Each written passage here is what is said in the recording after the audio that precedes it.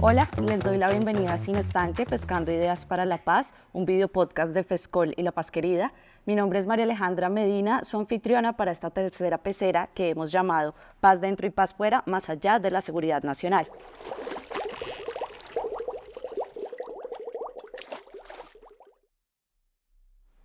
La construcción de la paz en Colombia enfrenta grandes retos internos, pero también diversos y complejos desafíos externos. En un mundo que es testigo de la guerra en Ucrania, en el que los países se disputan territorios, soberanías, materias primas, cadenas de producción, la geopolítica es un elemento fundamental para dar forma a la paz y la seguridad. El orden mundial se ha transformado y se sigue transformando con la ampliación de la influencia de países como China y el surgimiento de nuevas potencias regionales con gran proyección como India. Esto ha conducido a lo que los analistas llaman un mundo multipolar. A escala global, la guerra comercial entre Estados Unidos y China, iniciada en 2018, ha producido fuertes fricciones económicas y políticas, hoy exacerbadas por temas tan sensibles como el estatus de Taiwán. En este escenario, América Latina se encuentra de alguna manera fragmentada y sin una voz consolidada que sirva para interactuar o para dialogar con otras regiones del mundo, al tiempo que experimenta el crecimiento del crimen organizado transnacional con tráfico de drogas, armas, personas, lo que representa un desafío de seguridad sin precedentes para la región. Colombia, por su parte, tiene una posición geográfica privilegiada, estratégica, biodiversa y con múltiples fronteras.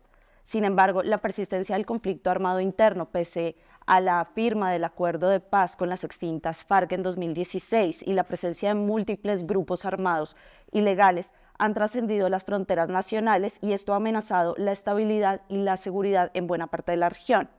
El ejemplo más cercano y crítico de esto quizá es la frontera con Venezuela, que ha sido tomada por la criminalidad y los grupos armados ilegales, un factor que en su momento contribuyó a la destrucción de la institucionalidad binacional y a la ruptura de las relaciones diplomáticas y consulares que hasta ahora se están empezando a restablecer. Con todo esto en mente, podemos decir que la paz y la seguridad requieren comprensión y cooperación regional y global. Así que esta conversación busca identificar cuáles son los principales desafíos para alcanzar la paz y la seguridad en Colombia en un convulsionado contexto mundial y regional. El propósito también es poder proponer posibles rutas y salidas para superar estos retos. Así que por esta razón, por todo esto que hemos expuesto, hemos invitado a dos panelistas expertos en esta materia quienes nos guiarán en la conversación. Nuestros ponentes principales serán Pilar Gaitán Pavía, ella es politóloga, analista internacional, ex vicecanciller y miembro de La Paz Querida, y Diego Cardona, quien es doctor en Relaciones Internacionales, diplomático y escritor. Ellos dos tendrán 8 minutos aproximadamente para responder a una pregunta que les haré más adelante y sus respuestas a esa pregunta serán debatidas por este panel de participantes. Cada uno tendrá la palabra mientras tenga este pescado micrófono en sus manos. Así que también nos acompañan Marta Lucía Márquez Restrepo, ella es directora del Centro de Investigación y Educación Popular CINEP, Eduardo Bechara Gómez, profesor de la Facultad de Finanzas, Gobierno y Relaciones Internacionales de la Universidad Externado, Inge Valencia, profesora de la Facultad de Ciencias Humanas de la Universidad ICESI, y Richard Fuelantala Delgado, líder del sector lácteo colombiano, presidente de Dignidad Ganadera y cofundador de Dignidad Agropecuaria. A ustedes muchas gracias por estar acá y pues empecemos. La pregunta que quiero hacerles a nuestros ponentes es, ¿cuáles son los principales retos de Colombia para alcanzar la paz y la seguridad en el contexto regional? Pilar. Para responder tu pregunta, que entre otras debo decir que hiciste un muy buen resumen de lo que pensamos decir en esta parte introductoria, yo quisiera señalar por lo menos 4 consideraciones en el tiempo que tengo inicial para hacerlo. En primer lugar, como se señalaba acá, yo creo que cualquier reflexión sobre cómo construir paz en Colombia, sobre cómo avanzar en la paz interna, necesariamente tiene que remitirse a la dimensión internacional de la paz. Igualmente, cualquier política exterior que se ponga en marcha, cualquier diplomacia por la paz que se despliegue, no puede dejar de tener en cuenta los puntos que quiero señalar a continuación. Además de lo señalado por ustedes, yo creo que asistimos a una reconfiguración del orden mundial que de manera muy rápida quisiera caracterizar como un nuevo orden en que hay una disputa hegemónica por parte de las potencias que resultaron de la Segunda Guerra. Especialmente uno puede advertir un declive de los Estados Unidos relativo. Creo que es incorrecto hablar o extenderle partida de función a quien sigue siendo de todas maneras la primera potencia mundial.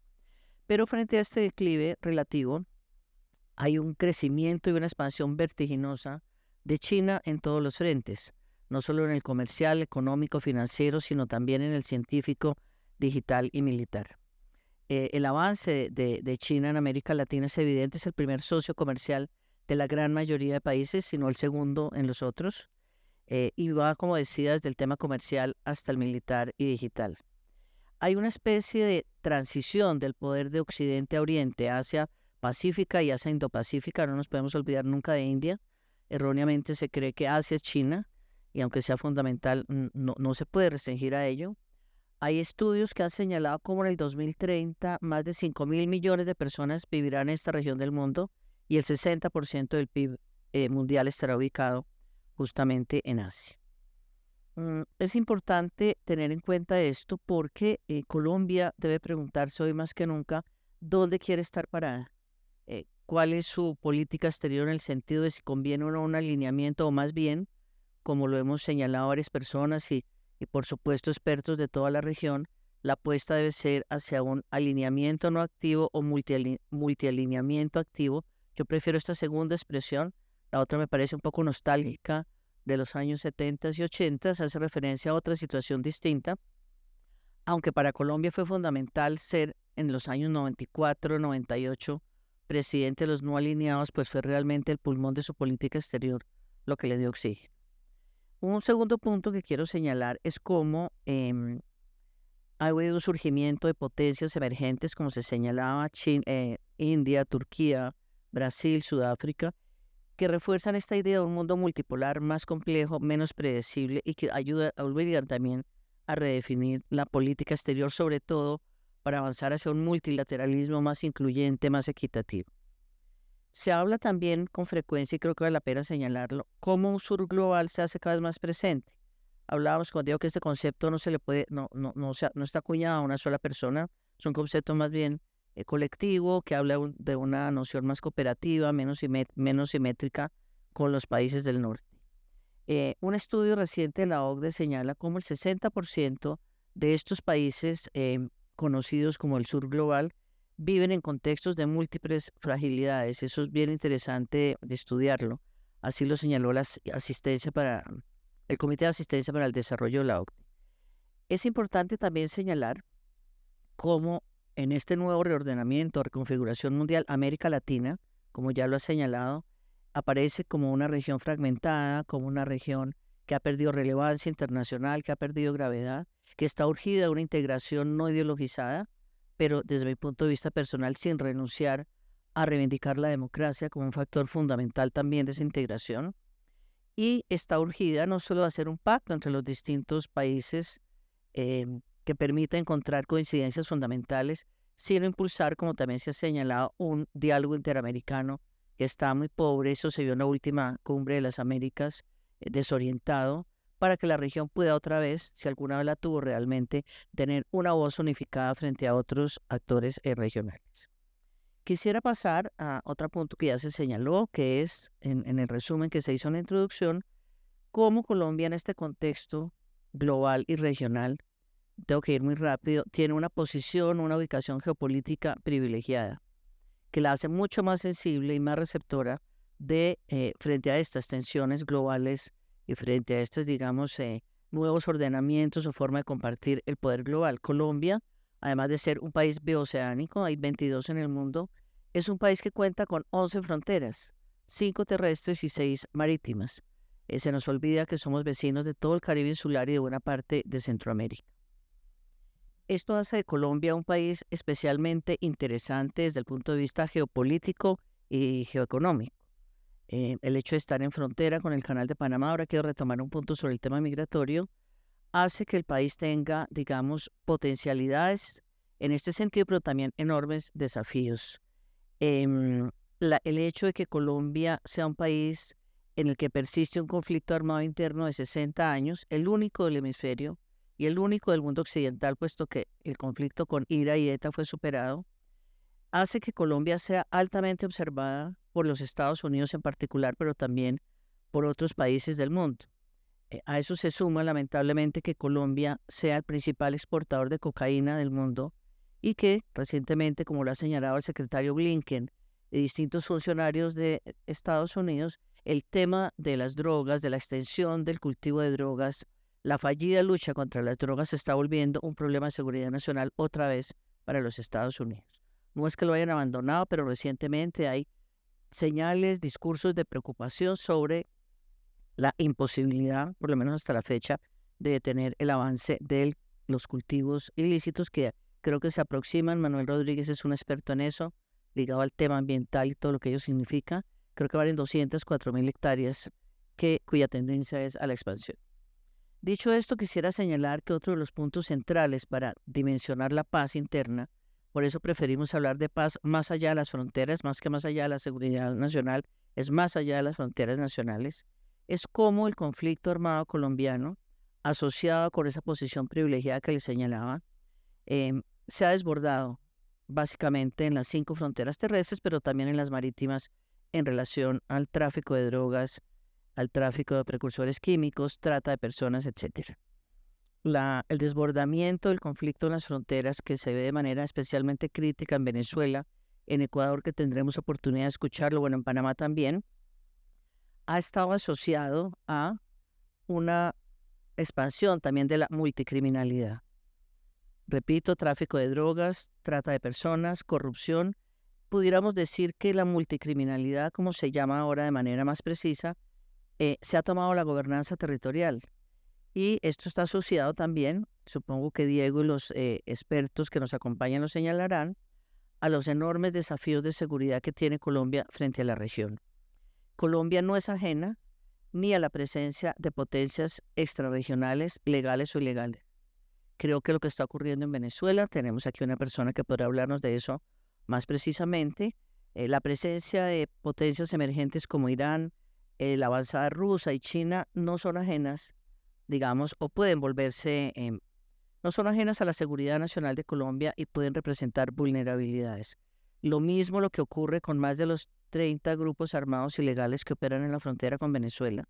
En resumen, podría decir que este desbordamiento del conflicto hacia las distintas fronteras que tenemos está muy asociado a la precaria presencia del Estado, a la debilidad de la institucionalidad binacional, que lo vimos con el rompimiento de relaciones diplomáticas y consulares con Venezuela, ahora con la distancia diplomática también con Perú, otro tanto podría decirse Ecuador y Panamá, donde a pesar de existir mecanismos como comisiones binacionales, gabinetes binacionales, realmente la presencia del Estado es precaria, la presencia coordinada de fuerzas de policía y militares, el intercambio de inteligencia, de información judicial, ha favorecido, digamos, que la ilegalidad se tome en unas fronteras más que en otras. Repito, tal vez nuestro caso más crítico es Venezuela, se tome realmente la frontera. Por ejemplo, en la frontera venezolana, colombo-venezolana, había 11 millones de personas que en cierta forma quedaron abandonadas con la ruptura de relaciones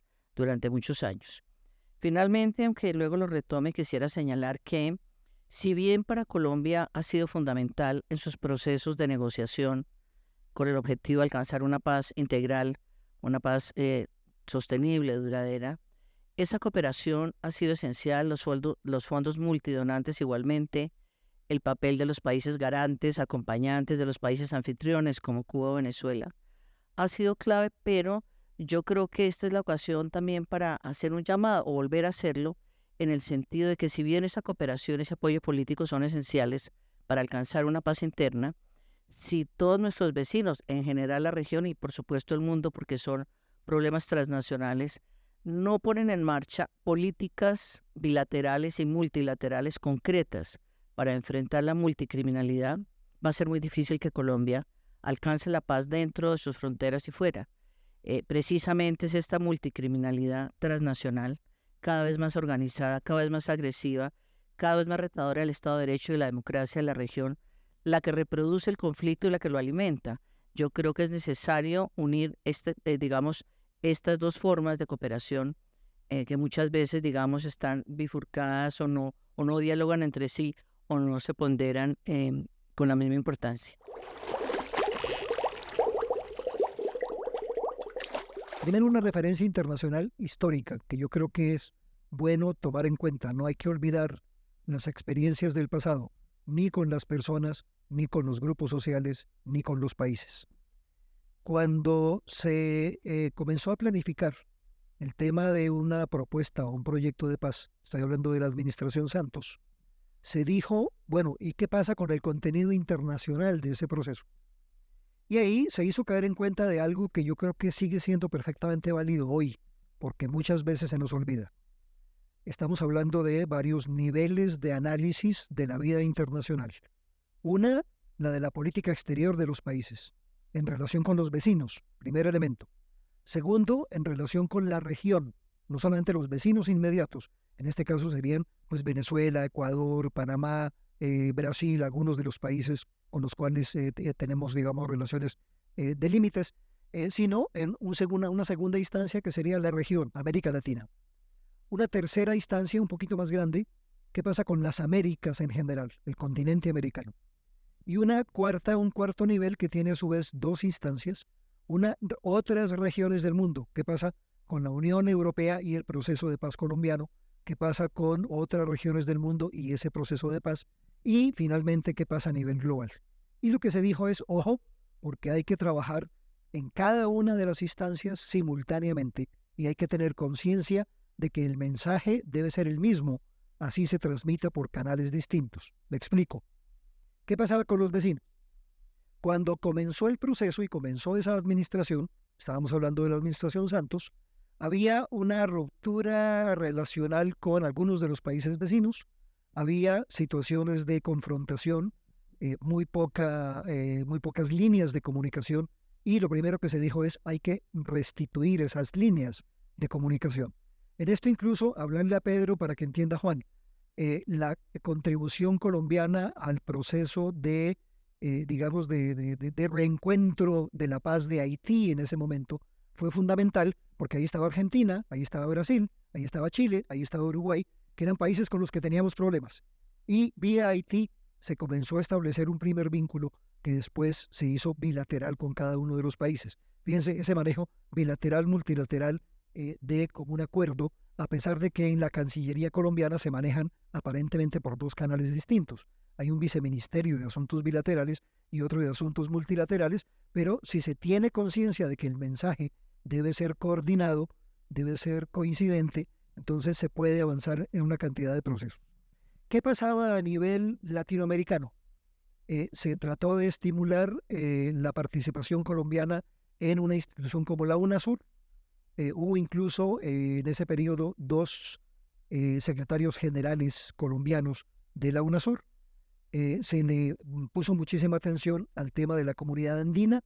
Se trató de lanzar un poco hacia adelante una vieja iniciativa, no era tan vieja, pero era una iniciativa que venía de gobiernos anteriores, que era Alianza Pacífico. Entonces se decía, la paz de Colombia no es ajena al impulso de Alianza Pacífico, porque ahí nos relacionamos con México, amarramos la relación con Chile, tenemos una buena relación con Perú. No es ajena a la comunidad andina, porque la comunidad andina tiene elementos de seguridad implicados en sus trabajos cotidianos, es mucho más que comercio, que a veces la gente cree que la comunidad andina es simplemente una institución comercial. Y en el caso de la UNASUR, que llegó a tener un mecanismo de un Consejo de Defensa Suramericano, no de seguridad, sino de defensa específicamente, más toda la armazón de unos 10 consejos ministeriales que estaban amarrando el proceso por la vía de la integración suramericana, ya no latinoamericana, sino suramericana. Entonces lo que se dijo es, esto no es ajeno a la paz en Colombia. Se puede avanzar un poco en la paz en Colombia en la medida en que avancemos con la Comunidad Andina, con la Alianza Pacífico, con la UNASUR, con la CELAC, ya vamos a una instancia un poco más amplia, y de lo contrario el tema puede enredarse. Entonces, esto simplemente para que nos fijemos que hacer la paz no es simplemente un tema de política interna o un tema de asociación entre una serie de fuerzas que se mueven a nivel interno con algún relacionamiento internacional, sino que esto requiere actores internacionales. Y si vamos un poco más, digamos, en un sentido amplio, obviamente que Estados Unidos es la gran potencia regional, sigue siendo la primera potencia no solamente económica, sino política y militar del mundo, a pesar de que haya una tendencia a la multipolaridad que todavía está lejos de estar consolidada, pero tocaba contar de alguna manera con Estados Unidos y que hubiera eventualmente un monitoreo de Estados Unidos, no solamente o un acompañamiento al proceso de paz, sino a lo que seguía posteriormente. Y a nivel americano, fijémonos la OEA.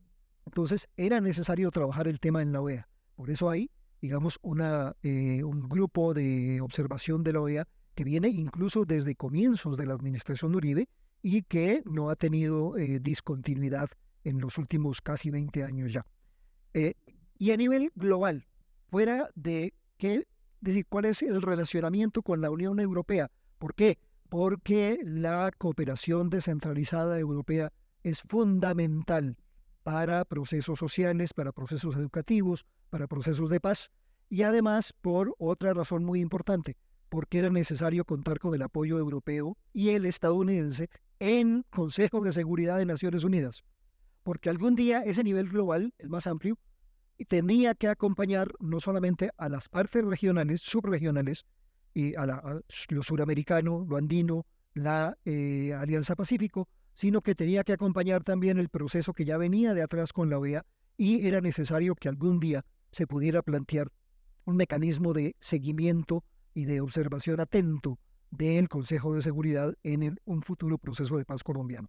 Es decir, yo a lo que voy es a que esto es una estrategia que es consciente de que hay que trabajar a nivel interno, 1, 2, nivel con los vecinos más inmediatos, 3, con la región en su parte, las subregiones, en la parte, digamos, que va más allá de simplemente de los vecinos, 4, con la gran región del continente americano y 5, mundo. Y eso es algo en lo cual hay que insistir, es parte integral, fundamental, importantísima de la estrategia. Buena parte del proceso de paz finalmente no se desintegró pese a los esfuerzos de algunos durante algunos años, gracias a la presión internacional.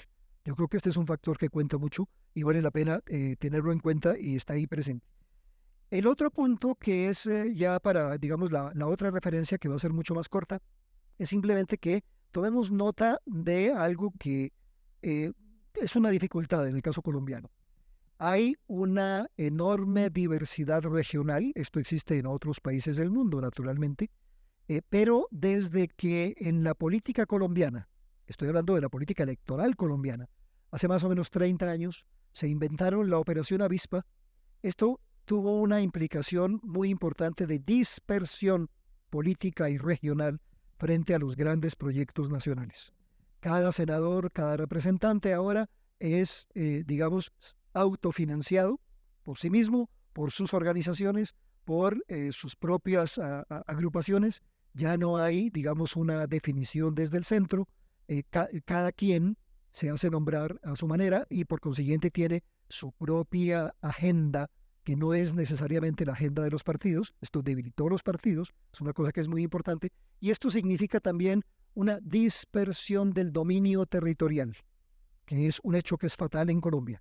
Estamos hablando de más o menos unos 15 o 20 grupos importantes de señores de la guerra, porque esos son en el fondo, que tienen un manejo territorial y, digamos, ahí hay un factor de dispersión que es sumamente grave y tenemos nosotros que contar con eso. Yo creo que ese es un punto fundamental. Yo quería hacer referencia simplemente a esto, digamos, y decir, no se nos olvide que hay que trabajar en la perspectiva internacional cuando se trabaja con actores internos y hay que trabajar en perspectiva nacional cuando se trabaja con actores internacionales. Esto no es nuevo, esto viene en Colombia desde Belisario Betancur.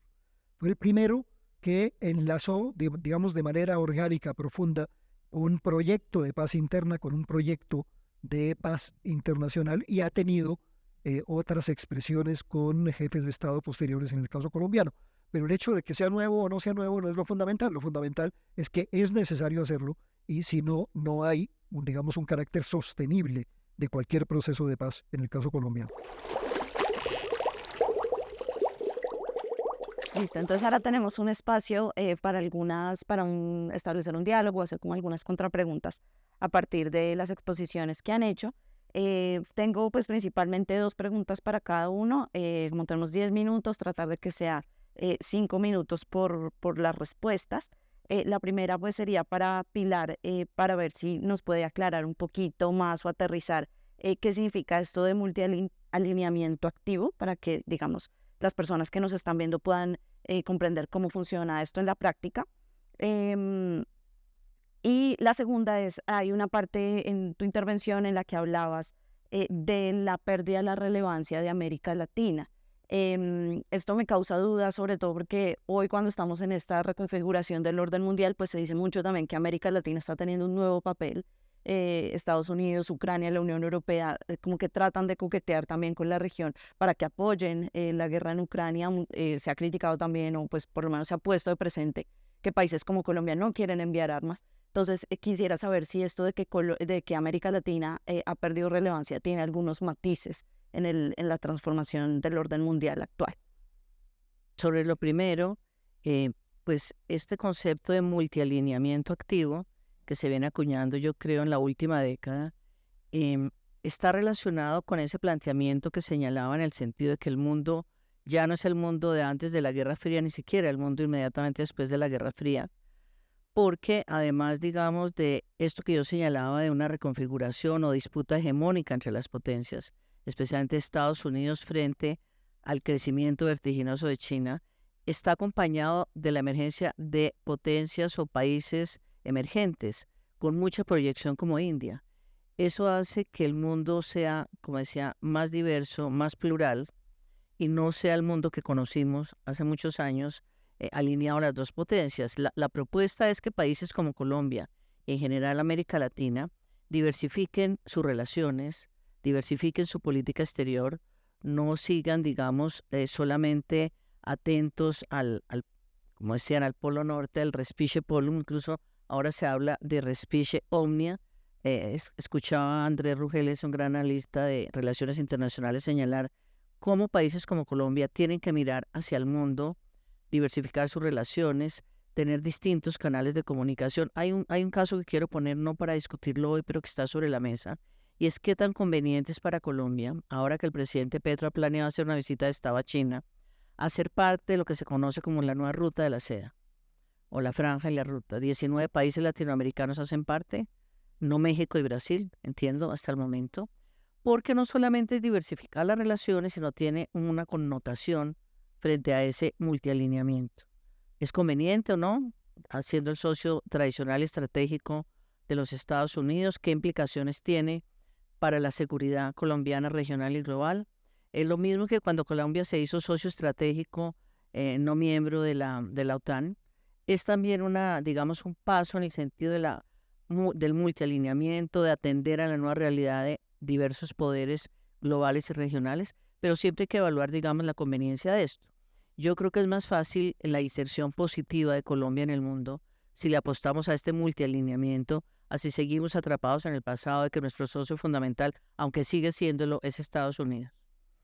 El viaje de la vicepresidenta a África puede ser criticado por nimiedades y costó tanto, si fueron 60, 50, pero yo creo que es muy importante que Colombia, que tiene solo 2 embajadas en todo el continente africano, mientras México tiene creo que 20, Cuba tiene muchísimos, Brasil, por supuesto, no sé el número exacto, pero son más de 20 embajadas, que haya ido y Colombia se abra hacia un continente con muchísimas posibilidades, no solo comerciales y culturales, sino también de alianzas a nivel multilateral. Sobre tu segunda pregunta, para decirlo rápido, me decías, ¿por qué? Bueno, yo creo que hay un consenso entre los analistas, Diego me reforzará este punto, entre los expertos, de decir que América Latina, además de tener, digamos, un déficit igualitario y democrático, de ser la región más violenta del mundo, lamentablemente Colombia y Venezuela, en el último estudio que hizo el Instituto de Economía y Paz de Australia, aparece como el país más violento de la región, en el lugar 140. Digamos que todos esos temas no resueltos de la región y no concertados entre los países han hecho que la región pierda relevancia, pierda gravedad internacional. Si ustedes ven, Diego lo mencionaba, las distintas instancias de tanto de concertación política como de integración económica, están en profunda crisis. Aquí en FESCOL, en una reunión, un seminario que tuvimos hace un par de años, se hablaba del estado de cuidados intensivos en que se encontraba la integración latinoamericana y cómo es necesario relanzarla, repensarla, buscar puntos de convergencia mínimos que hoy en día no existen. Hoy en día, como también señalaban varios expertos, América Latina está como huérfana de coincidencias fundamentales para establecer un diálogo y establecer unas relaciones que permitan esa integración. Que le afecte la guerra, la invasión, porque no es una guerra simétrica, la invasión de Rusia a Ucrania, por supuesto, está afectando a la región y a todo el mundo, no solo en temas alimentarios, sino precisamente en estos alineamientos que hacía referencia al comienzo. Yo personalmente creo que Colombia debería tener una posición mucho más contundente frente a la invasión rusa, que es ilegal e ilegítima, que está violando la soberanía de un Estado, la integridad territorial y violando los derechos esenciales de la población civil. Sí afecta, pero Colombia no es un jugador, digamos, relevante a nivel mundial hoy en día, aunque sea un poder regional importante, y podría potenciar todas las ventajas que señalé anteriormente y tratar de resolver esos desafíos que también mencioné. Pero América Latina es una región que podía ser la región solución por los recursos infinitos que tiene de todo tipo, por su papel que puede jugar en una transición energética hacia energías limpias y hacia la protección de la biodiversidad. En el caso de Colombia, al ser un país bioceánico, podría jugar un papel mucho más relevante, pero pues faltan políticas concertadas para hacerlo. Bien, y las dos preguntas, gracias, que tenía para Diego son, pues, en esta exposición que nos señala que la construcción de paz y los diálogos sobre seguridad tienen que ser a distintos niveles. ¿Cuáles son sus perspectivas para que esto pues llegue a buen puerto cuando también, como mencionaba Pilar, pues estamos en aprietos diplomáticos con Perú? El tema Venezuela está como estancado desde hace unos meses. También a nivel regional, digamos, también como lo mencionaban, la última cumbre de la OEA dejó ver ciertos quiebres, ciertas debilidades, y también se dice pues que cada país en el mundo y en la región pues tiene sus problemas internos, tiene otras cosas, digamos, entre comillas, de qué preocuparse, y que como que esa aspiración a un multilateralismo efectivo pues puede pasar a un segundo plano, no va a haber tiempo ni recursos para invertir en esto. No sé cuáles sean sus perspectivas, si usted es optimista sobre que estos distintos diálogos a distintos niveles puedan llegar a buen puerto. Yo creo que hay que hacer un llamado al optimismo en medio de todas las dificultades, porque es la manera de tratar de construir algo a partir de lo que hay. Lo demás puede ser un poco desmotivador. Es cierto que tenemos una crisis de, digamos, aparentemente de legitimidad, yo creo, de los mecanismos y los organismos de integración en América Latina. La UNASUR se pensó que con el acceso de Lula al poder se iba a relanzar de manera muy rápida y muy fuerte, y eso hasta ahora no ha sucedido. Es decir, ya van, digamos, más de medio año de Lula en el poder, y todavía no hemos visto un poco el arranque de ese proceso. Se sabe que hay posiblemente la posibilidad de ponerla a funcionar con 7 países, ya vendrán los otros 5, incluyendo Colombia, pero el proceso, digamos, está marchando a paso de tortuga cuando el mundo está caminando de una manera mucho más rápida. En el caso de la comunidad andina, lo que uno observa es que está administrando un poco el patrimonio, digamos, jurídico que tenía y el patrimonio de consensos, pero no hay, digamos, un proceso de incremento en los últimos 4 o 5 años. Y en el caso de la Alianza Pacífico, tenemos un malentendido ideológico, que es que alguna gente piensa que como en el origen de Alianza Pacífico hubo planteamientos de gobiernos neoliberales, de gobiernos de centro derecha o de derecha, si se quiere decir, entonces Alianza Pacífico no tendría un futuro garantizado con el cambio del péndulo hacia la izquierda política en América Latina. Esta es una visión sumamente grave. ¿Por qué? Porque, fijémonos en el caso de Europa, yo suelo citarlo, de los 27 países europeos, ninguno de los 27, absolutamente ninguno, ha sido gobernado en los últimos 30 años por el mismo partido político. El péndulo ha cambiado. Ha habido partidos de centro izquierda, partidos de centro derecha, partidos de centro, y entre ellos se han sucedido en el poder, y el proceso de integración europea, pese a las dificultades y algunos nacionalismos, avanza. Goza, digamos, de buena salud. Quizás podría ser mejor de lo que está, pero avanza, y ahí va. ¿Por qué? Porque ha resistido los cambios políticos. Hacer integración pensando en que se hace alrededor de los presupuestos ideológicos puede ser un error monumental. Por ejemplo, en la administración anterior se cometió un error gravísimo.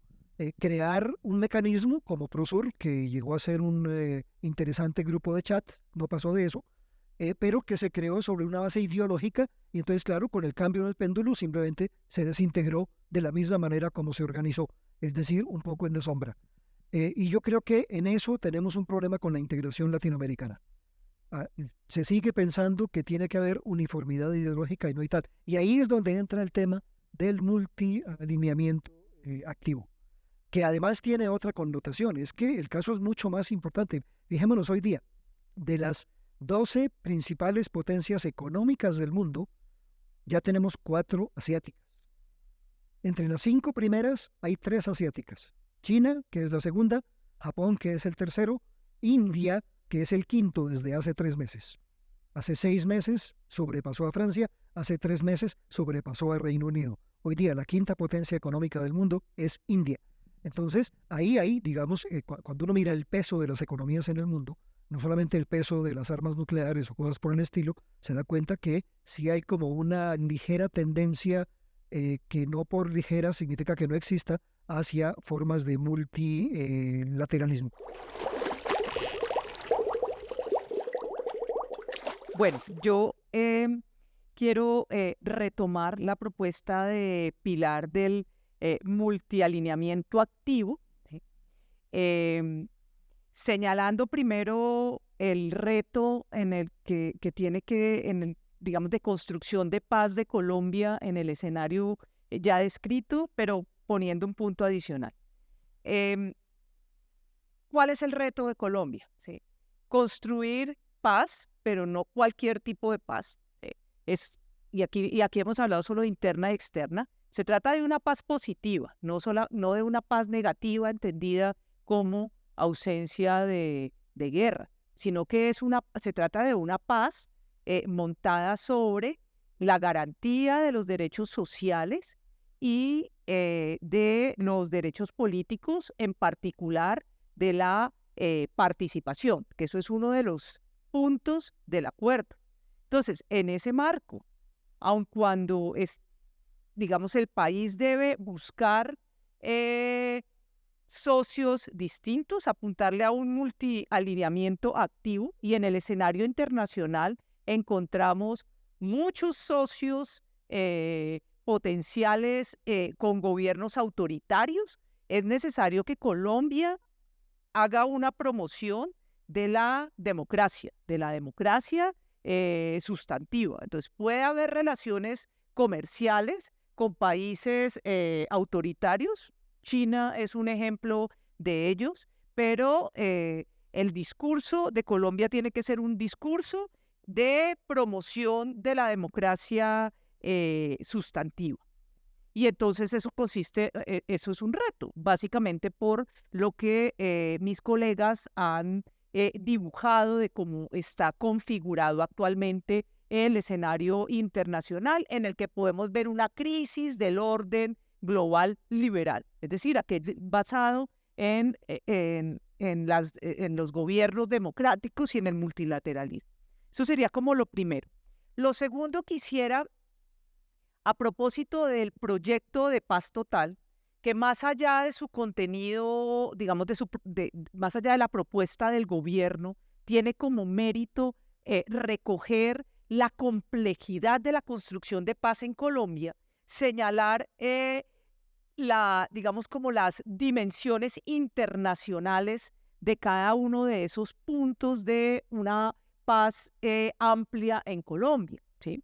Primero, para que haya paz en el país es necesario implementar el acuerdo de paz, ¿sí? Y la implementación del acuerdo de paz pasa por, como lo dijo Diego, el apoyo de la comunidad internacional, no se puede implementar sin recursos del Fondo Multidonante de Naciones Unidas. Cada vez tenemos una dependencia mayor y yo tengo la percepción de que cada vez la comunidad internacional se siente más decepcionada con lo que hemos hecho, particularmente con el destape de lo que ocurrió con los fondos para la paz en el gobierno anterior. Entonces, eso es una situación bastante retadora. Segundo, no habrá paz si no implementamos las recomendaciones de la Comisión de la Verdad, que básicamente son condiciones para que haya reconciliación.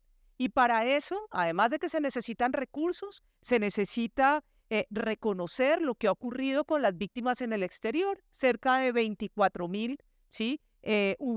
Viviendo en 43 países, a las que debe ofrecérseles no solamente reparación, sino posibilidad de retorno voluntario. La Comisión de la Verdad propone también la realización de una conferencia internacional sobre exilio y sobre atención humanitaria. Eso es algo que supone entonces un relacionamiento con lo internacional. Tercero, el problema al que han hecho mención aquí y que supongo que profundizarán mis colegas, el problema de las bandas multicrimen, ¿sí? Algunas bandas que son redes internacionales, otras no, como las que se dedican a la extorsión. En Colombia se dice que hay 7 conflictos armados, de esos 3 del Estado con otros actores y 4 de el ELN con bandas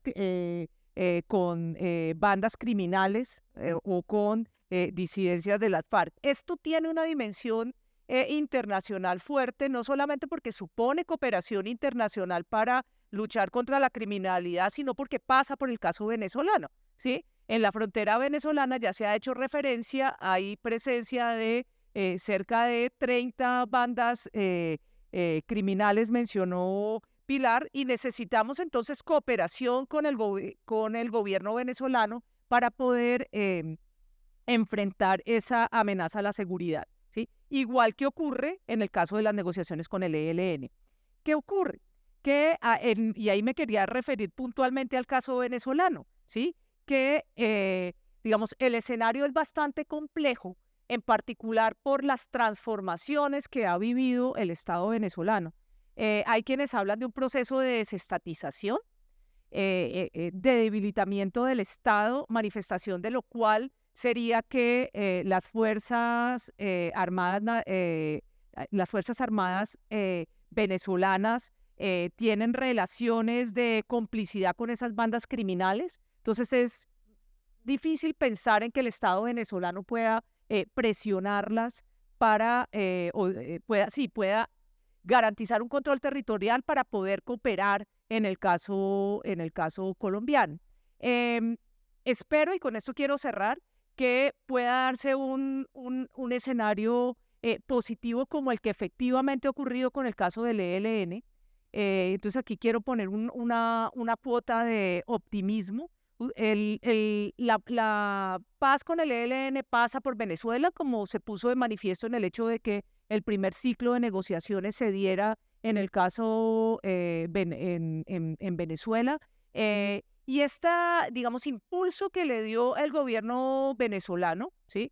Ha permitido llegar en este tercer ciclo de negociaciones a unos acuerdos que no se habían logrado nunca, ¿sí? Y es que al ELN se comprometiera no tanto al cese al fuego, porque ya ha habido cese al fuego con el ELN, sino que pusiera su firma en un mecanismo para para encontrar unas formas de participación con la sociedad civil, que ese siempre ha sido digamos, como uno de los puntos neurálgicos que pone el ELN en la negociación.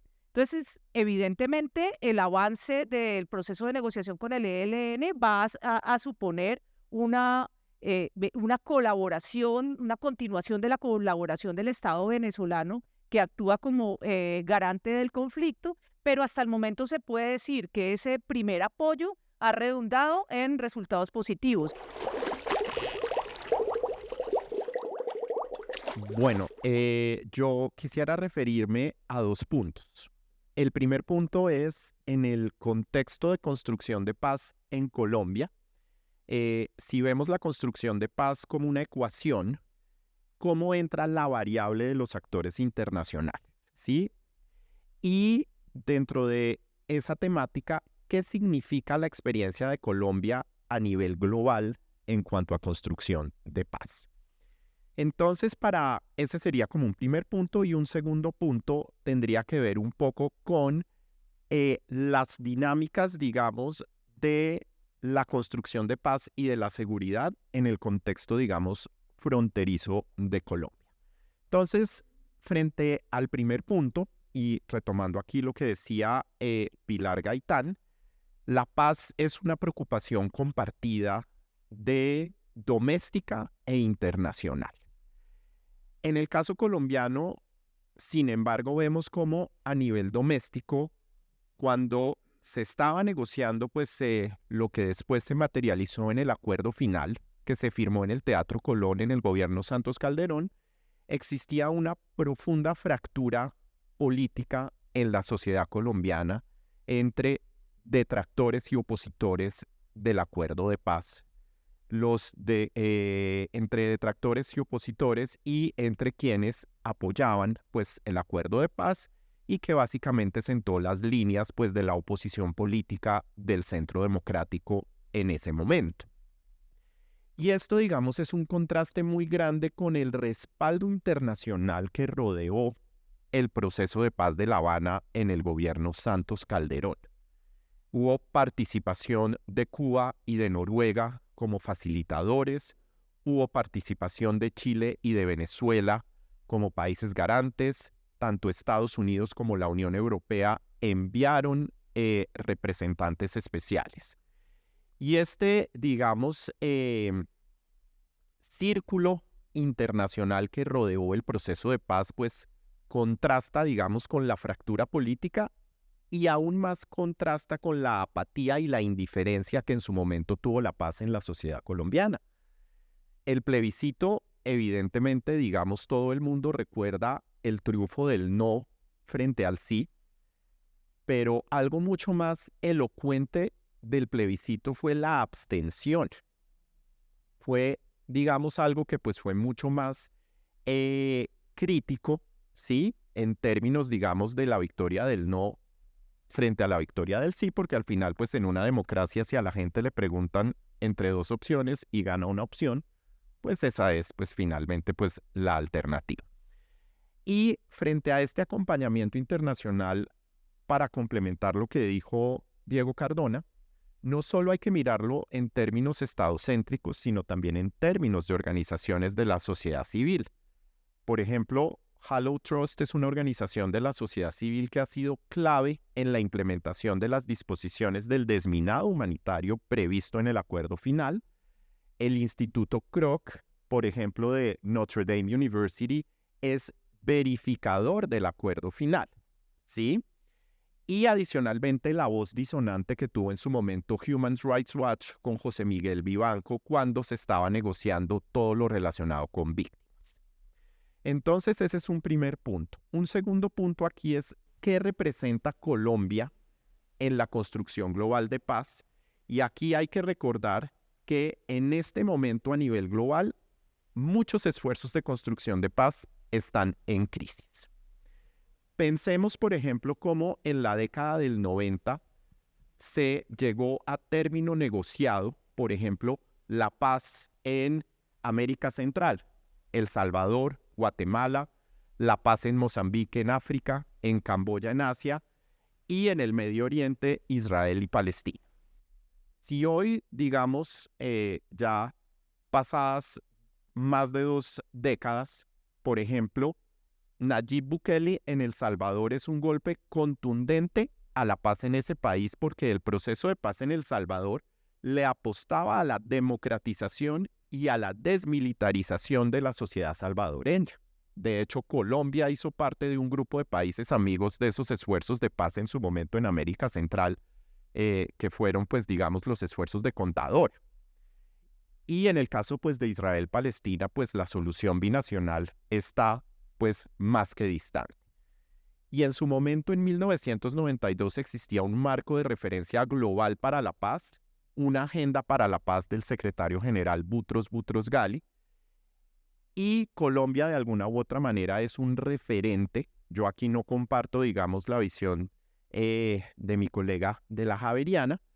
En medio de todo en este contexto con la guerra, la invasión de Rusia a Ucrania, que en el contexto europeo, que la Unión Europea pues es un proyecto de construcción de paz, de alguna manera Colombia, si se quiere, es un referente, ¿sí?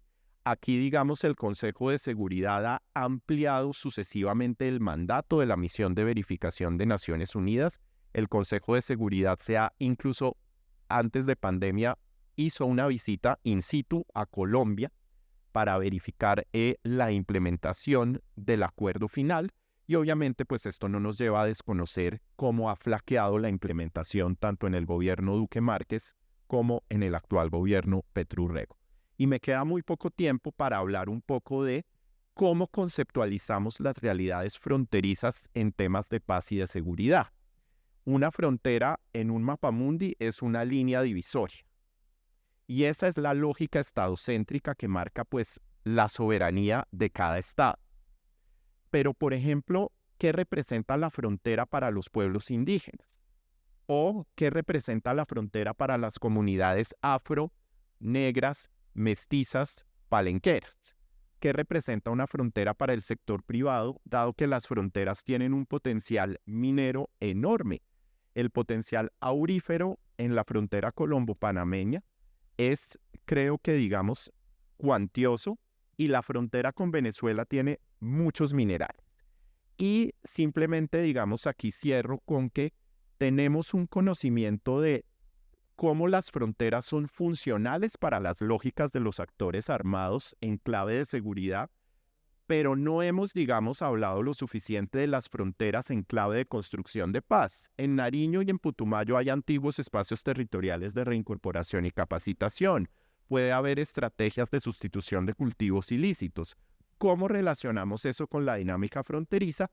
Y simplemente para cerrar, y aquí en sintonía con mi colega de la Javeriana, cómo evidentemente la cooperación es necesaria para abordar problemas fronterizos, pero cómo vamos a, digamos, traducir eso en un contexto de Venezuela, donde en temas de seguridad, por ejemplo, está documentado cómo los aparatos de seguridad venezolanos se han criminalizado, se han desinstitucionalizado con los colectivos y además se han politizado.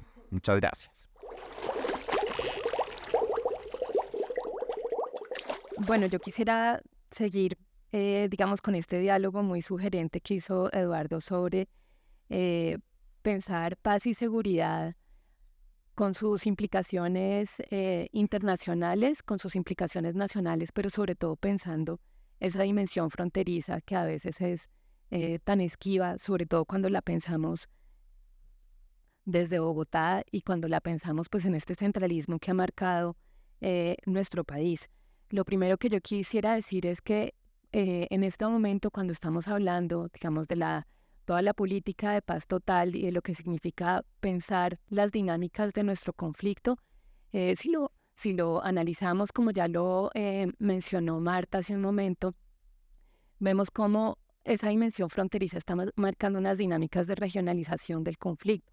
Y por eso muchos coincidimos en decir ahorita que no tenemos un solo conflicto, sino tenemos 5 o al menos 7 conflictos que están sucediendo simultáneamente con distintas configuraciones regionales, pero sobre todo yo creo que es muy importante pensarnos la idea de la gobernanza que se está haciendo en estos territorios que están marcados por el conflicto, sobre todo cuando pensamos las dinámicas fronterizas, ¿no? Si pensamos un poco lo que sucede en el Pacífico, en el Caribe, en el Catatumbo, pensando un poco las configuraciones territoriales particulares que hay ahí, los actores armados y la gobernanza que hacen estos actores armados, creo que también hay que ponerle atención a lo que muchos estamos comenzando a plantear sobre la existencia de una gobernanza territorial criminal hecha por estos actores armados y las tensiones que existen también con las poblaciones que están allí. Creo que eso es importantísimo tenerlo en consideración cuando hablamos de paz y seguridad. Y no en vano estamos aquí, por ejemplo, Nariño, Pacífico, hablando un poco de estas particularidades. Pero lo fronterizo creo que también es clave pensarlo no solamente en términos territoriales, sino creo que ahorita Eduardo lo mencionaba en términos de las interacciones que surgen.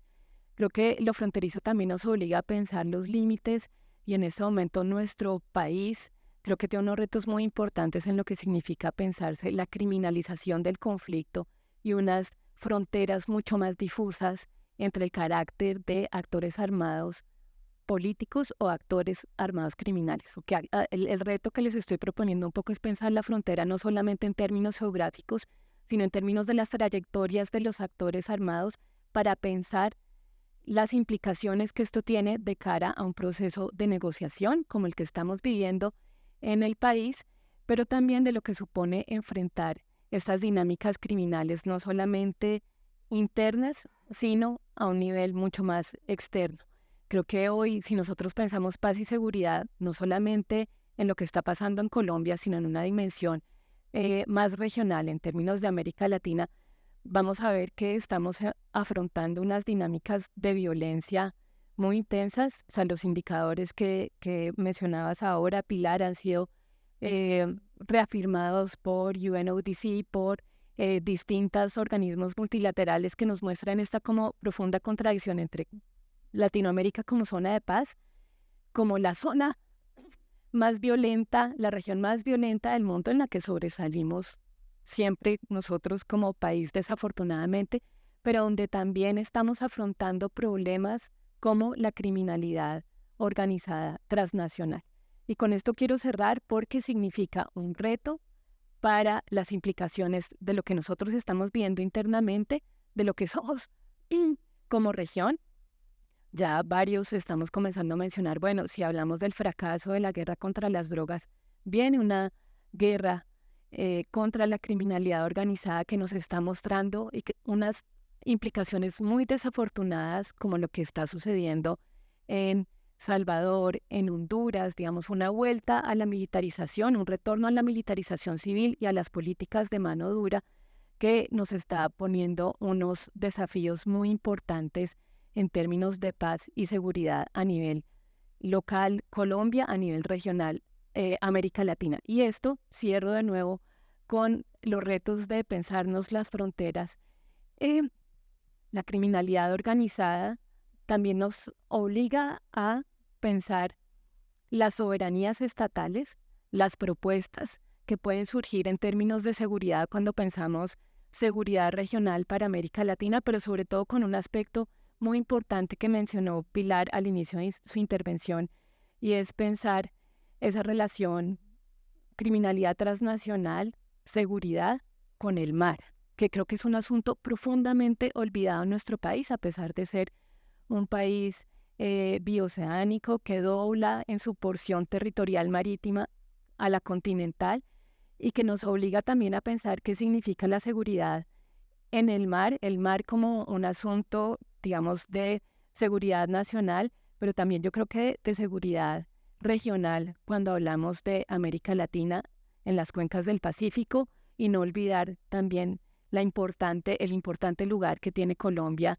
cuando hablamos también de la presencia en el Caribe. Y yo creo que acá hay unos desafíos muy importantes si nos pensamos la paz y la seguridad con una perspectiva regional para Colombia, para América Latina, y sobre todo dándole muchísimo mayor protagonismo a lo que significa el mar en términos de ventajas socioeconómicas, en términos de las ventajas que nos da cuando pensamos la cooperación internacional, pero sobre todo en asuntos que tienen que ver con la seguridad. Creo que ese es un desafío definitivo que tenemos como país y como región.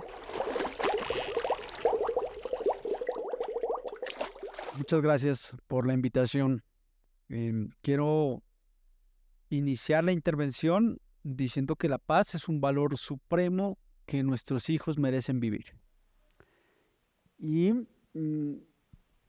la historia de la humanidad y sobre todo la construcción de los países ha estado envuelta casi siempre en guerra y buscando definir inicialmente las fronteras y posteriormente la construcción de sus nacionalidades y sus identidades. Y quiero resaltar algunos asuntos que nos parecen importantes de que hoy ya no hablamos de las fronteras solo entre los países, sino que tenemos que hablar en un mundo cada vez más globalizado y digitalizado. Cuando se cita los eventos de la guerra de Ucrania con Rusia y sus implicaciones sobre la situación económica y social de los países, inmediatamente nos pone a reflexionar sobre qué es lo que estamos haciendo nosotros como país para poder garantizar esa paz tan anhelada en los colombianos y en los territorios. Vengo del departamento de Nariño, especialmente del resguardo indígena de Cumbal, un municipio fronterizo, una región fronteriza con la República del Ecuador, muy cercana también a Perú, y donde los conflictos han sido permanentes. Las guerras han sido permanentes y las guerras recientes mucho más. Enunciar, porque lo han tocado, el tema del acuerdo de paz nunca llegó a nuestros territorios, quedó en algo teórico en el papel. Muy esperanzador el punto 1, el punto 4. El punto 1, la reforma rural integral, porque el departamento de Nariño es eminentemente agrario, eminentemente rural. Y el tema de cultivos ilícitos. Recordar también dos aspectos que me parecen importantes sobre el origen del conflicto en Colombia. Inicialmente se habla sobre el tema de tierras y las altas concentraciones. Pasamos de esa disputa de la tierra a guerras políticas, unos conflictos políticos, y hoy pasamos de esos conflictos políticos que esperamos que se cierre con las FARC y el ELN a unos conflictos de las economías ilegales. Y creo que las economías ilegales hoy se han tomado el departamento, se han tomado las fronteras y se están tomando Colombia. Economías ilegales muchas veces auspiciadas por el mismo Estado, que ha sido reconocido Colombia como un narcoestado, y esa es una imagen vergonzosa que tenemos en el país, de nuestro país, y que es necesario empezar a trabajar sobre ese fortalecimiento de la democracia y el fortalecimiento de las instituciones. Uno de los grandes problemas que tienen la ruralidad, que tiene el centralismo, es que nosotros, las brechas sociales, las brechas económicas, las brechas de educación son inmensas. No solo hablamos de este centralismo de país, sino que también las poblaciones indígenas, afros, son cada vez inmensamente afectadas por estos conflictos. Nos preocupa que la paz se tiene que iniciar a construir desde adentro hacia afuera, desde el gobierno hacia la ciudadanía, hacia la nación. Y la gran preocupación es que el discurso polarizador que hoy se tiene en el país por parte del gobierno, en vez de contribuir a solucionar los conflictos internos y externos, lo que hace es arraigar esa polarización entre ricos y pobres, entre el empresario y el empleador, y entre los de derecha y los de izquierda, y creo yo que no le viene para nada bien a la paz que nosotros queremos. Finalmente, nosotros a partir del paro del 2013 constituimos Dignidad Agropecuaria Colombiana, una organización que busca la defensa de los derechos de la población rural colombiana, y sobre todo analizando las implicaciones de esa política comercial que ha llevado a que las brechas sociales y económicas en la ruralidad sean mayores. Cómo el impacto de los acuerdos comerciales, cómo el impacto de los tratados de libre comercio ha ido desplazando el trabajo nacional y ha ido desplazando la soberanía y la seguridad alimentaria. Pasar de 400.000 toneladas importadas a más de 15 millones de toneladas de alimentos y que hoy tengamos que en la población rural desplazarse a las ciudades a realizar actividades que son ajenas a nuestra cultura, a nuestra identidad, a nuestra forma de ver las cosas, a nuestro arraigo por la tierra, es algo gravísimo y que hoy no solo el país, sino también la comunidad internacional como la Unión Europea, como Estados Unidos, son responsables de esa catástrofe que hoy vive Colombia por la pérdida de su agricultura. Creo que esos puntos están muy ligados a la paz territorial y que necesariamente tiene que empezar a discutirse en los escenarios internacionales, porque no solo estamos hablando de lo social, de lo político, sino también aquí de lo económico y de la importancia para garantizar esa estabilidad económica que las comunidades en los territorios anhelamos.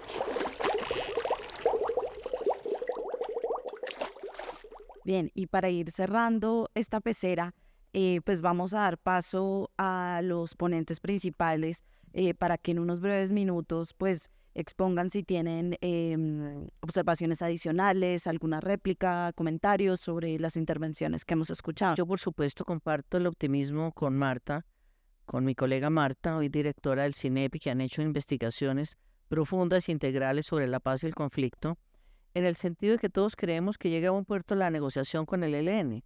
Yo francamente no veo cómo podemos avanzar, y en eso la comunidad internacional tiene un papel muy importante si frente al cese al fuego no hay un efectivo cese de hostilidades. Varios de sus dirigentes han dicho la paz con el ELN no implica desmovilización, ok, se entiende, son procesos, es el punto de llegada, pero sí resulta inadmisible desde todo punto de vista humanitario, ético, desde el punto de vista del derecho internacional humanitario, que persistan el secuestro, la extorsión, el reclutamiento de menores, etc. Y allí creo que la comunidad internacional, además de ser garante y ser anfitrión, tiene que jugar un papel, si se quiere decir devedor, y presionar en el sentido en que no es posible una paz sin que se avance en esa dirección, por lo menos desde mi punto de vista. Yo celebro igualmente que vayan en la tercera ronda de conversaciones. Creo que ha sido muy importante el papel de Cuba y Venezuela. Pero, y es el otro punto que quería tocar, todos celebramos el restablecimiento de las relaciones bilaterales con Venezuela. Era indispensable, entre otras por lo que decía, tenemos 2 millones de colombianos o más sin ninguna atención consular en el país. Los empresarios de la frontera han sufrido enormemente. Creo que el Ministerio de Comercio Exterior está jugando un gran papel en el sentido de tratar, digamos, de restablecer y consolidar nexos positivos, aunque el intercambio comercial no llega a 600 millones de dólares, después de que estuvo en 8.000, 7.000 hace 2002 tal vez, o hasta el 7. Pero quisiera plantear el punto, dejarlo sobre la mesa. Tendremos oportunidad de hablar del tema Colombia-Venezuela en muchas otras ocasiones, que si bien Venezuela juega un papel muy importante como anfitrión, como garante del ELN, del proceso de paz con el ELN, como lo jugó con las extintas FARC, no es suficiente la voluntad política de los dos mandatarios para restablecer las relaciones, que la hay. No es suficiente el restablecimiento de canales, que la filigrana es supremamente lenta, para tramitar diferencias, puntos contenciosos, incluido la presencia binacional del ELN en la frontera, sino para tramitar, digamos, aspectos positivos. Digo que todo esto va en la dirección correcta, pero no es suficiente mientras las Fuerzas Armadas Bolivarianas y nuestra fuerza pública del lado de esta frontera realmente no se comprometan a, digamos, disuadir las operaciones del ELN y precisamente lo que se quiere con el cese de hostilidades. Es muy importante la voluntad política, pero creo que debemos estar alertas a saber si realmente hay capacidad efectiva de parte del régimen venezolano para disuadir al ELN, que, repito, tiene carácter binacional, como todos lo sabemos, a que se rompan esas complicidades, anuencias, complacencias que se ven en la frontera. Entonces, ese es un punto, digamos, desde la perspectiva internacional de la paz, que esperamos se resuelva, esperamos avance en buen sentido, pero que no es claro todavía. Y finalmente, un punto que se mencionaba aquí, a mí me preocupa mucho que Colombia se vuelva una guerra olvidada, que el conflicto colombiano se vuelva un conflicto olvidado en el que, como señalaba Marta, pues hay grandes interrogantes de parte de varios países de la Unión Europea y otros de cómo se manejaron los fondos de paz, la cooperación internacional está contraída y tiene otras prioridades hoy, por ejemplo, frente a la guerra de Ucrania y el fenómeno migratorio en Europa. Entonces, creo que también la diplomacia por la paz, con esto terminaría, debemos repensarla, partiendo tal vez de la base de que paz y seguridad van de la mano. Sin seguridad en los territorios, sin tratar de contrarrestar esa gobernanza territorial de la que se ha hablado por parte de los grupos armados, es muy difícil consolidar un proceso de paz en Colombia. Y en eso la comunidad internacional, como lo señalé tal vez al comienzo de mi presentación, tiene un papel fundamental. Y retomo el punto señalado acá, que no se trata solo de los estados y los organismos internacionales, sino de la sociedad civil internacional. Organizaciones como las aquí señaladas, Human Rights Watch, bueno, el 6R es un organismo internacional, pero despliega una labor fundamental. Creo que hay que rodear e impulsar también a esa sociedad civil internacional y el papel que puede jugar frente al proceso de paz en curso.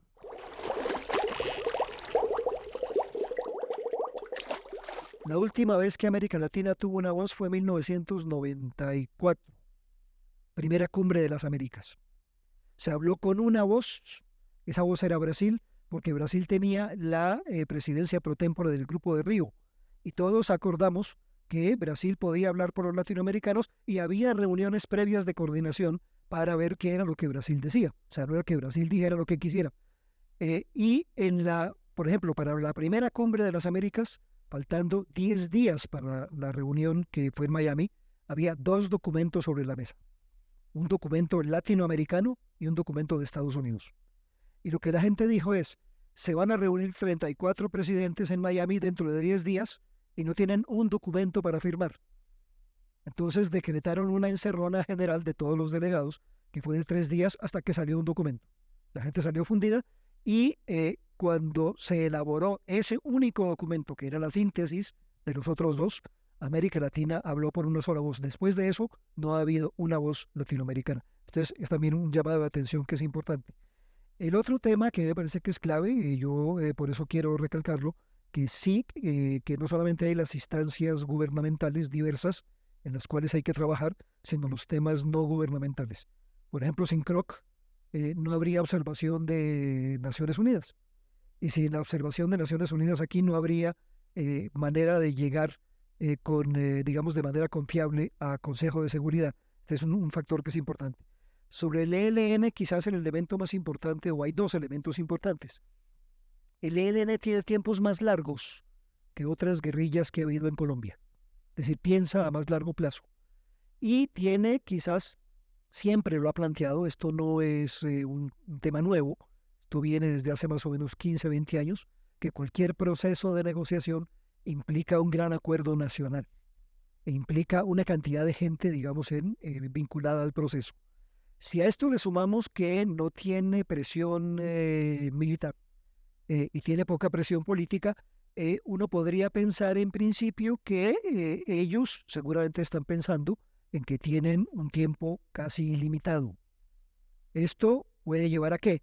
A que también para el mismo gobierno nacional valga la pena un pequeño llamado de atención, porque si quiere recoger frutos en esta administración, quizás tendría que aplicarse un poco más a ese mismo proceso de manera muy específica. Yo creo que ese es un punto que es muy importante y que hay que tener, digamos, allí presente. Y tenía un punto, un punto final que me parece que tiene que ver con la baja de la cooperación internacional. Estamos en tiempos de vacas flacas en el mundo. No hay recursos financieros como los que hubo en el año 85 o a mediados de los años 90, antes de la crisis del tequila del 97. No hay mucho dinero para cooperación, no hay muchas remesas financieras, no hay mucho dinero para inversión internacional, apenas se está reactivando la economía mundial. De ahí que los dineros para cooperación internacional hayan bajado. Y fijémonos en algo, no es solamente la guerra de Ucrania, es que vino la guerra de Siria, y en la guerra de Siria había una diferencia con el caso de los, digamos, de los migrantes venezolanos. Y es que en el caso de Siria lo que estaba en juego era la vida o la muerte. La gente de Siria, cuando estaba llegando a las zonas, digamos, fronterizas con Turquía, y de ahí hacia Europa, lo que tenían en juego era su vida. No era si se comían 3 o 2 comidas diarias o cosas por el estilo, era la vida. Entonces, esto es explicable para entender por qué la gran cooperación europea se fue toda hacia Siria y luego, hoy día, hacia Ucrania. Y es un poco ingenuo pensar que las grandes ONGs, que los grandes países donantes del mundo puedan hacer un fondo multidonante muy importante para cooperación de migración, en el caso colombiano, o para cooperación incluso de un nuevo proceso de paz, en el caso colombiano. Yo creo que hay que entender que vivimos una época, insisto, de vacas flacas y el tema no es tan claro. Y no solo eso, sino que también va habiendo un cansancio. Es decir, hay la novedad del conflicto y hay que apoyar, en fin, y luego va habiendo un cansancio del proceso. Ahí, en el caso de Ucrania se está dando, por ejemplo. Es decir, la cooperación internacional para Ucrania, diferente a la cooperación bélica que se ha aumentado, la cooperación internacional para, digamos, atender el tema de los refugiados de Ucrania está bajando. Entonces, ¿por qué también el número de refugiados de Ucrania los europeos consideran que debe bajar? Es decir, que hay por lo menos 2 o 3 millones de ellos que están en Europa que podrían regresar entre los 6 millones que salieron más o menos en el curso de 6 meses, el año pasado. Entonces, no son épocas propicias para pedir fondos para cooperación internacional, mucho menos para pedir un plan Marshall a nivel internacional que no va a tener absolutamente fondos de ningún lado. Yo creo que en eso hay que ser muy realistas. Bueno, pues yo creo que nuestros ponentes y participantes han, de una forma impresionante, abordado una diversidad de temas y de aristas a la pregunta planteada, que no solamente son interesantes, sino que muestran la complejidad del problema que estamos enfrentando. Entonces, pues de aquí supongo salen un montón de puntos que quedan abiertos para que el debate siga fluyendo y seguir pues poniendo sobre la mesa posibles salidas, soluciones o propuestas para desenredar esta compleja madeja. A ustedes muchísimas gracias por su tiempo, por sus ideas, por sus exposiciones, y a todas las personas que nos escucharon o nos vieron, muchas gracias por habernos seguido. Esto fue Sin Estanque, Pescando Ideas para la Paz, un video podcast de FESCOL y La Paz Querida, y espero que podamos vernos y escucharnos en una próxima oportunidad. Hasta pronto.